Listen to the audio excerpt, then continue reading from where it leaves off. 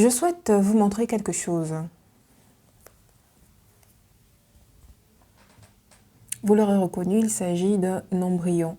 C'est quoi un embryon? C'est l'état par lequel nous sommes tous passés, tous êtres humains. Mais concernant, je suis très loin de cet état, mais bon, passons. L'embryon, c'est l'état par lequel l'humain passe en venant dans ce monde. C'est l'état embryonnaire. C'est l'état initial et après on grandit. Là, je pense que l'embryon a environ peut-être 2-3 mois par là. C'est un état en fait nécessaire pour la croissance de l'individu, pour la croissance de l'humain. Ce que je vais vous faire comprendre par cette image, c'est que beaucoup d'entre nous, en fait, en ce même état embryonnaire, au niveau des pensées, au niveau des croyances, au niveau de comment est-ce qu'ils interprètent le monde. Il faut savoir que toutes les croyances que nous avons, ces croyances-là qui nous permettent, n'est-ce pas, d'analyser le monde qui nous entoure, ont été nécessaires à un certain moment donné. Soit parce que ce sont des croyances qui nous ont été inculquées par l'éducation que nous avons reçue, ou alors les croyances que nous avons pu comprendre lorsque nous grandissons. Il y a des croyances, bien que fausses, qui nous permettent, n'est-ce pas, de passer sans encombre certains événements de la vie, certaines situations douloureuses. Mais il est important, en grandissant, de savoir déconstruire certaines croyances. Il est important de savoir revisiter certaines croyances, car elles peuvent ne plus nous servir.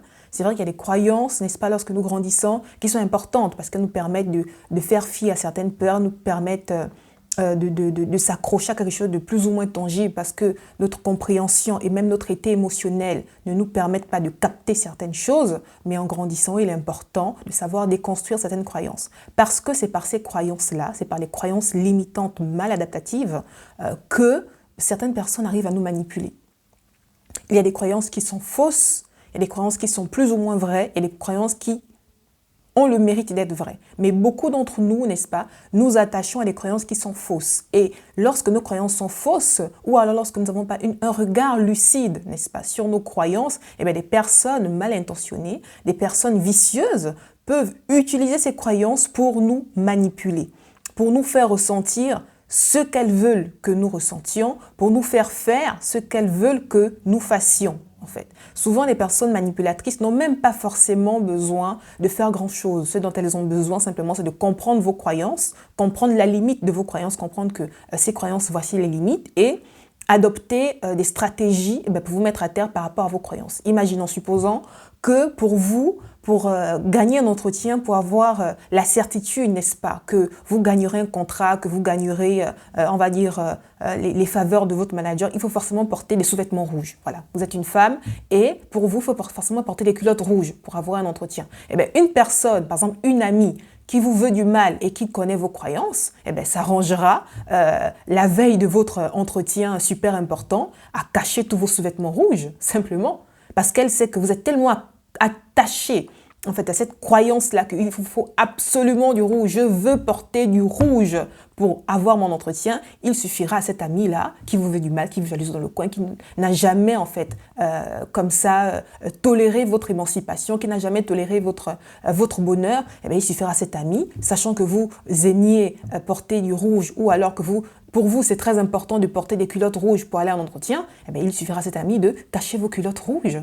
Maintenant, la question que moi j'ai à vous poser, c'est que certainement, je respecte vos croyances, certainement dans votre parcours personnel, il a été démontré d'une certaine façon, voilà, avec l'intelligence qui était la vôtre, avec la compréhension qui était la vôtre, il vous a été démontré, voilà, que porter des culottes rouges était important pour avoir des entretiens. Maintenant, je vous pose la question, maintenant que vous êtes adulte, est-ce que vous avez vraiment besoin de porter des lingeries rouges pour aller à votre entretien? Vous avez plus ou moins compris mon exemple, un peu perché comme exemple, mais c'était vraiment pour vous marquer, pour bien vous faire comprendre les choses, qu'il y a beaucoup de croyances qui nous habitent, qui ne nous servent plus en fait. Elles nous ont servi, parce que le cerveau, lui, c'est une super machine très, très, très performante. Le cerveau humain est l'un des plus beaux outils en fait qui existent dans l'humanité, et même un outil que nous ne comprenons pas encore assez. Mais le cerveau humain, s'il a adopté une façon de fonctionner, c'est qu'il avait des raisons en fait de fonctionner ainsi. Mais là, on va dire le dessus, en fait, que nous avons par rapport aux animaux, c'est que nous, humains, nous pouvons mettre une conscience, nous pouvons mettre une intelligence sur les croyances qui sont les nôtres pour savoir décider si oui ou non elles nous servent encore. Et c'est vraiment l'exercice que moi je vous invite à faire par cette capsule, c'est vraiment réinterroger vos croyances limitantes. Parce qu'il y a beaucoup, en fait, de nos croyances qui ne nous servent plus. Beaucoup de croyances qui nous empêchent d'atteindre des objectifs. Beaucoup de croyances qui sont des leviers à certaines personnes mal intentionnées pour vous manipuler, pour nous manipuler. Et je m'inclus également pour me manipuler, en fait.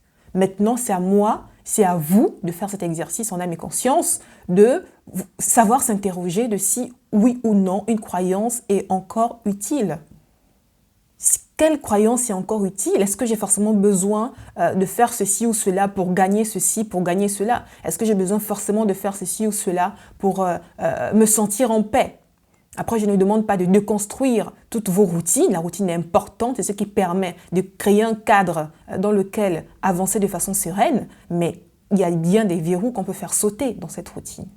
Vous comprenez ce que je veux dire?